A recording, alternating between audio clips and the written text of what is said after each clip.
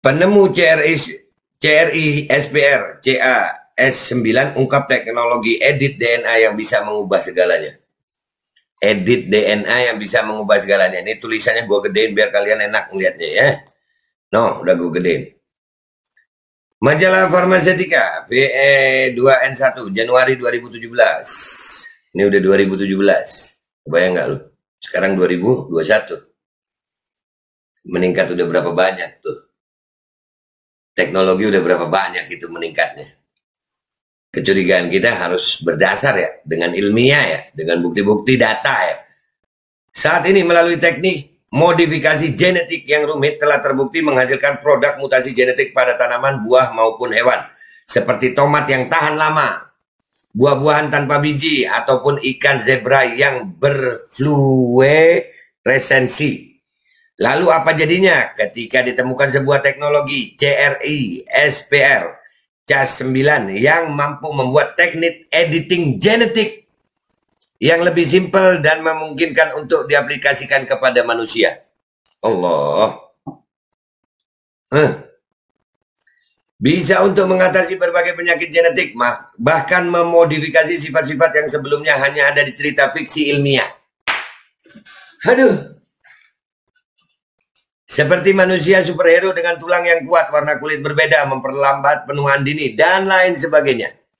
Seorang profesor kimia molekul dan sel biologi, penemu teknologi revolusioner CRI SPR Cas9 untuk editing gen, Jennifer Doudna mengungkapkan perspektif hambatan dan tantangan terkait penemuannya yang terangkum dalam sebuah video TED Talks berdurasi 15-53 menit.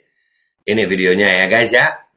Kita baca aja, kita baca. Kalau mau tahu videonya kalian bisa cari sendiri di farmasetika.com.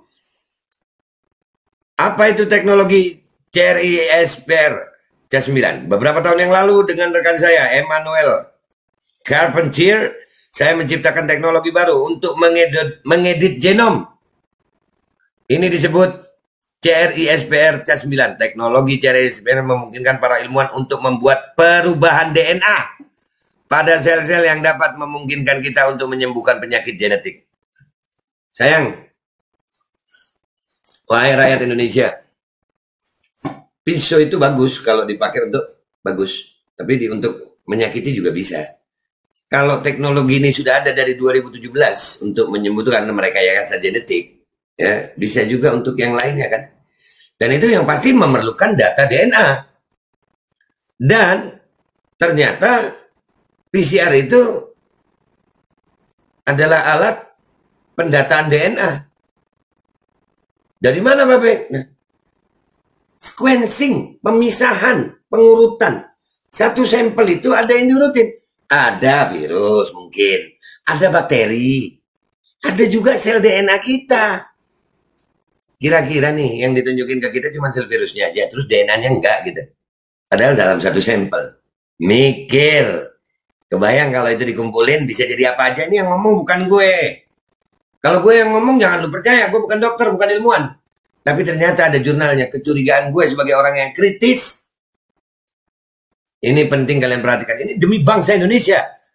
Dan teknologi untuk rekayasa genetika, mutasi genetika sudah ada di 2017. Anda mungkin tertarik untuk mengetahui bahwa teknologi CRI SPR, gue nyebutnya CRISPR ya, berasal dari proyek penelitian dasar yang bertujuan untuk menemukan bagaimana bakteri melawan infeksi virus. Bakteri harus berurusan dengan virus di lingkungan mereka. Dan kita dapat berpikir tentang infeksi virus seperti bom waktu.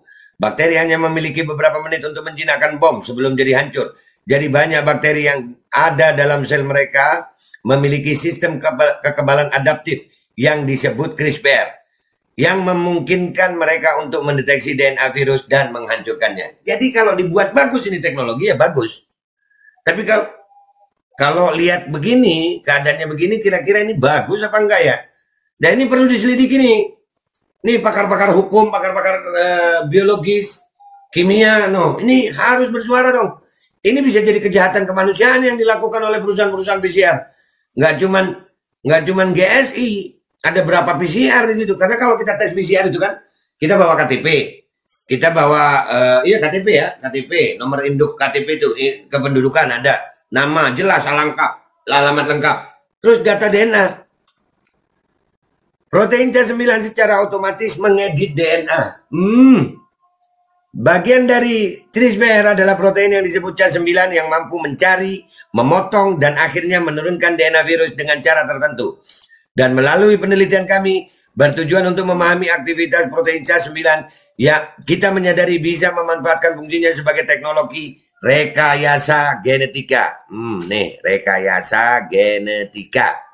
Bisa ada tuh rekayasa genetika tuh. Ada. Jadi dengan data DNA yang ada di mereka, mereka bisa merekayasa. Ngopi. Ngopi dah, ngopi.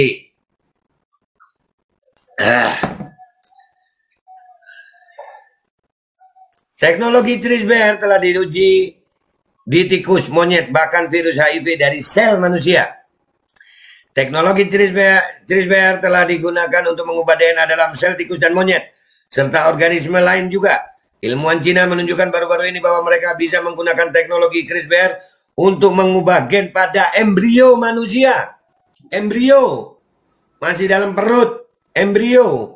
Dan ilmuwan di Philadelphia menunjukkan mereka bisa menggunakan CRISPR untuk menghapus DNA dari virus HIV terintegrasi dari sel manusia yang terinfeksi. Ayo. Kesempatan untuk melakukan semacam editing genom. Jadi gen lu diedit gitu, gen manusia ini diedit, bisa dibuat macam-macam. Ya. Ini ceritanya di sini yang bagus-bagus saja untuk pengobatan, untuk ini. Tapi apakah itu tidak mungkin untuk yang lain? Apakah ini tidak mungkin untuk menjadi biological weapon, senjata biologi? Kalau dipetakan itu DNA. Nah, ini mikir. Yuk belajar. Juga menimbulkan berbagai masalah etika yang kita harus mempertimbangkan. Karena teknologi ini dapat digunakan tidak hanya di sel dewasa, tetapi juga dalam embrio dari organisme, termasuk spesies kita sendiri, yaitu manusia. Di dalam embrio bisa direkayasa. Dalam embrio. Tahu embrio sel telur itu, nah. Embrio itu telur. Bisa direkayasa. Oh ya Allah, masih ngomongin harga lu. Masih ngomongin harga. Ini bisa jadi kejahatan kemanusiaan ini. Dan bersama dengan rekan-rekan saya sudah menelpon untuk percakapan global tentang teknologi yang saya ciptakan. Sehingga kita dapat mempertimbangkan semua implikasi etis dan sosial dari teknologi seperti ini. Teknologinya sudah ada, berarti udah bisa. Cuman mereka masih mempertimbangkan. Ini 2017. Apakah nggak mungkin 2021 ini, apakah pandemi ini dijadikan sebagai pengumpulan sampel DNA? Lalu mereka gunakan teknologi ini untuk melakukan sesuatu yang mereka mau. Aduh. Yang ingin saya lakukan sekarang adalah memberitahu Anda apa teknologi CRISPR dan apa yang dapat dilakukannya. Di mana kita hari ini dan mengapa saya pikir kita perlu mengambil jalan bijaksana yang maju dalam cara kita menggunakan teknologi ini. Penemunya sendiri mengatakan perlu kebijaksanaan. Kebayang nggak kalau teknologi ini jatuh ke tangan orang-orang yang nggak bertanggung jawab? Gimana mau dibilang tanggung jawab? Kalau sekarang aja terang-terangan nih, pejabat kita bisnis kok. Bisnis. Apakah bisnisnya cuma uang? Apakah uangnya itu cuma dari kita bayar PCR-nya? Apakah data DNA itu juga jadi uang? Untuk apa data DNA? Orang kadang ngeremehin. Untuk apa data DNA? Nih, banyak nih. Nih. Lu lihat nih, banyak data DNA bisa.